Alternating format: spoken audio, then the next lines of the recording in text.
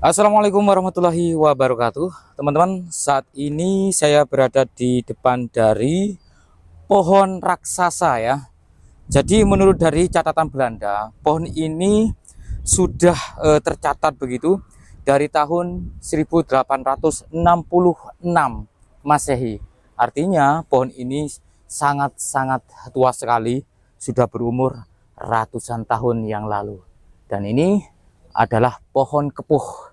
Pohon kepuh mempunyai arti tersendiri dari beberapa peribahasa ataupun wejangan Jawa, yaitu kepuh, kekepane sesepuh. Dimana dulu eh, bisa jadi leluhur kita mempunyai isyarah ataupun kode-kode tertentu begitu ya, atau pesan-pesan tertentu terhadap generasi berikutnya bahwa di sini terdapat sebuah peninggalan yang sangat-sangat luar biasa, yaitu di mana ada bangunan candi yang dihimpit atau dililit oleh akar dari pohon kepuh raksasa ini, teman-teman. Bisa dilihat di dalam dari pohon kepuh ini terdapat bangunan dengan material utama batu bata merah kuno, yaitu berupa bangunan candi berbentuk bujur sangkar yang mempunyai ciri khas tertentu begitu, ada kemiripan dengan Candi Jabung yang ada di Probolinggo. Dan inilah merupakan peninggalan dari raja yang menyatukan Nusantara tentunya, yang menjadi wangsa pertama yang ada di Jawa Timur, yaitu Wangsa Isyana. Iya, itulah yang dimaksud dengan Raja Empu Sendok dari Mataram kuno, saudaraku.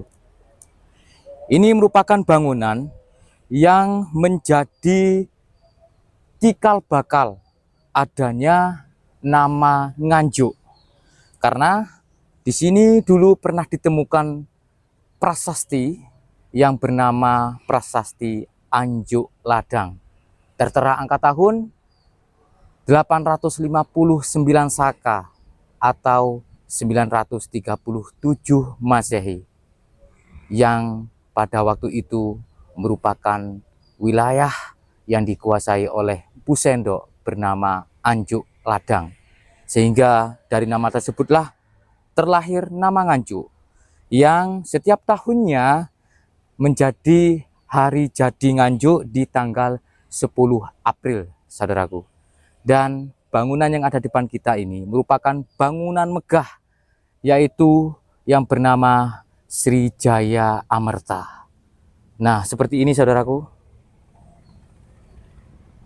Jadi karena mungkin tergerus zaman ya, dengan berbagai macam faktor, mungkin dulu ada bencana gempa, letusan gunung, atau mungkin ada beberapa oknum yang benar-benar sengaja merusaknya. Kita tidak tahu karena kita tidak terlahir di zaman itu. Tapi yang jelas bangunan yang sangat megah saat ini, meskipun ya sudah mengalami kerusakan yang sangat parah, namun di sini terdapat sejarah yang sangat luar biasa mengenang masa kejayaan dari Empu Sendok yang dibawa dari Mataram kuno, teman-teman.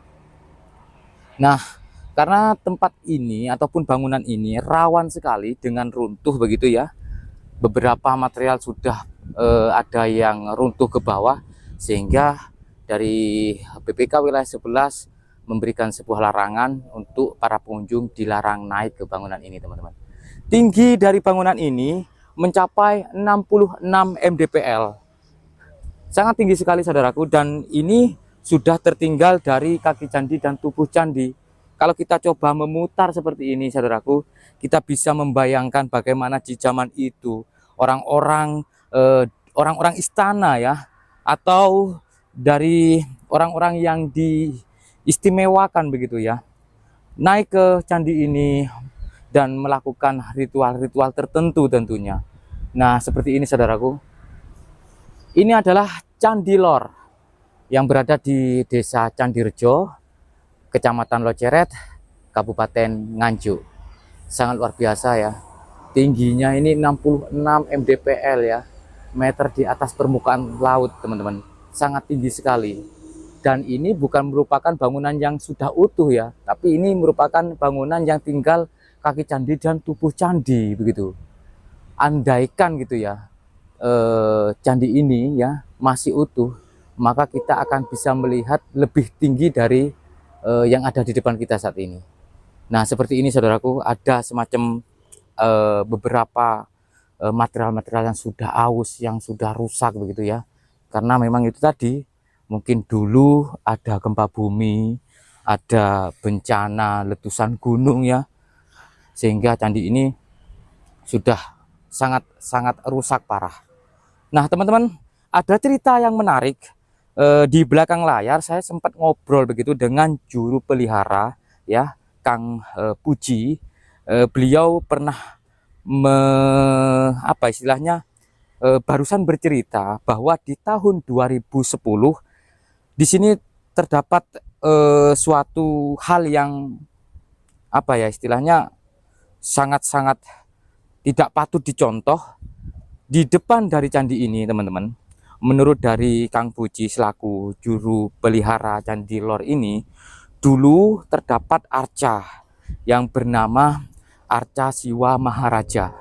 Keberadaannya saya tidak tahu pasti, tapi berada di area candi ya, berada di area candi.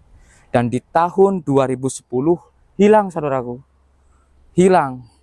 Ini sesuatu yang apa istilahnya, saya rasa sangat tidak mungkin orang luar negeri datang ke sini terus mencuri arca ini. Artinya sangat mungkin sekali yang mencuri dari Arca Siwa Maharaja itu adalah orang Indonesia sendiri saudaraku. Jadi kejadiannya itu di malam hari katanya, sekitar sesudah dari jam 11 itu malam, katanya itu Kang Puji selaku juru pelihara di waktu itu pulang gitu. Besok paginya ternyata arca itu sudah hilang saudaraku. Mungkin di daerah sini ya, kalau melihat dari beberapa artefak yang ada di depan kita, ini semacam terkumpul di sini saudaraku. Ada beberapa motif batu dengan lapik ataupun dengan beberapa pola-pola tertentu begitu ya. Bahkan di sini kami mendapatkan yoni yang meskipun sangat miris karena yoni ini sudah tidak kita dapati dalam keadaan utuh saudaraku. Nah, sangat jelas sekali bahwa di sini ada tempat lingganya ya. Dan yoninya tidak begitu besar sebetulnya, hanya kisaran ukuran 50 cm ya. Dan di sini kami mendapati beberapa pola-pola batu yang ada lubang begitu ya di bagian sudut sini. Apakah ini merupakan gawang pintu yang mungkin di tempat ini dulu terdapat ruang begitu, ataupun bangunan mempunyai ruang ya. Nah, seperti ini keadaannya Candi Lor yang berada di Desa Candirejo, Kecamatan Loceret, Kabupaten Nganjuk, yang merupakan bangunan suci yang juga menjadi cikal bakal lahirnya nama Nganjuk yang diawali dari kata Anjuk Ladang. Kita coba memutar saudaraku. Nah, ini ada papan nama ya. Saya coba lihat di sini. Ada papan nama. Ini namanya Abdi Dalem Kinasih Pusendok Eyang Kerto.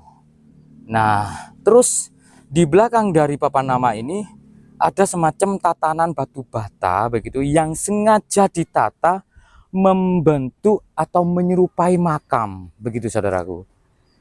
Nah,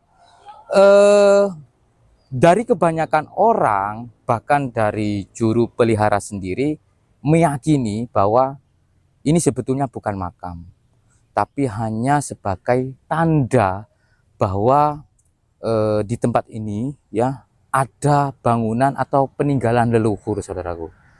Jadi artinya bisa jadi ya kita secara berpikir positif saja mungkin makam ini menjadi kamuflase saja atau menjadi tanda tertentu bahwa di dalamnya terdapat sebuah peninggalan dari leluhur. Kalau kita coba geser ke kanan, nah di sini saudaraku, ini ada lagi namanya Abdi Dalem Kinasih Pusendok Eyang Kerti.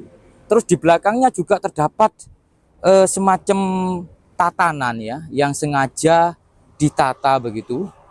Nah, membentuk makam. Bahkan di dalamnya sini terdapat batu nisan yang seolah-olah hanya dibentuk ala kadarnya ya, menyerupai makam begitu. Batu nisannya saja ini terbuat dari batu bata yang menjadi bahan material candi yang ada di sini begitu saudaraku. Nah ini ya loh, jadi apakah ini benar-benar makam atau hanya petilasan yang dibentuk menyerupai makam, atau hanya sebagai tanda atau isyarah begitu ketika bangunan candi ini dulu mungkin keadaan yang masih terpendam begitu ya, sehingga ada orang yang penasaran ada apa di dalamnya. Nah begitu teman-teman. Oke, itulah beberapa deskripsi begitu ya yang menjadi latar belakang dari Candi Lor di Nganjuk ini. Nah kalau melihat dari pohon yang ada di depan kita, ini unik saudaraku ya. Tadi sebetulnya saya ingin menerangkan tentang pohon ini, cuman karena takutnya kok bertele-tele begitu ya, kita coba mendekat lagi ke pohon ini ya, namanya pohon kepuh ya, yang dalam catatan Belanda seperti yang di dalam artikel yang saya baca, bahwa pohon kepuh ini sudah tumbuh begitu ya, sudah ada di catatan Belanda di tahun 1866. Artinya ini sudah berumur ratusan tahun. Nah, keunikan dari pohon kepuh ini ya, dia untuk bagian bawah sebelum akar ya, seolah-olah dia tidak menyentuh tanah, teman-teman. Coba dilihat. Nah, dia tidak menyentuh tanah. Dia hanya masuk begitu ya, atau menghimpit dari bangunan candi. Tapi sudah ratusan tahun dengan berat yang mungkin sudah bertonton ya, dan tidak pernah tumbang ya, tidak pernah roboh saudaraku. Ini mencapai kisaran mungkin ada 200 meter untuk tingginya ini, dan bahkan dia kalau kemarau itu untuk pohon ini daun-daunnya berguguran begitu. Terus kalau sudah musim hujan dia seperti ini lagi ya. Nah masih hijau royo-royo. Dan ini teman-teman, ini enggak masuk ke tanah ya? Iya, pohonnya ini loh tidak masuk ke tanah. Kita tidak mendapati pohon ini untuk yang di depan itu ya, untuk yang di depan itu masuk ke tanah begitu. Apakah ada di dalam situ masuk begitu ya? Terus ini adalah akar-akar yang ada di pinggir melilit seperti Angkor Wat yang ada di luar negeri sana. Jadi tidak sedikit orang juga yang mengatakan bahwa Candi Lor adalah Angkor Wat-nya Indonesia. Nah, satu-satunya candi yang ada di Indonesia dengan keadaan yang dililit oleh akar dari pohon yang sangat besar yang berumur ratusan tahun yang lalu, saudaraku. Nah, seperti itu. Oke, teman-teman, mungkin cukup ya. Semoga bermanfaat, dan kalian kalau ingin datang ke Candi Lor, cukup nanti searching di Google Maps Candi Lor Nganjuk. Nah, semoga bermanfaat dan salam budaya Nusantara. Tinggalkan perselisihan, sambung persaudaraan. Wassalamualaikum warahmatullahi wabarakatuh. Rahayu.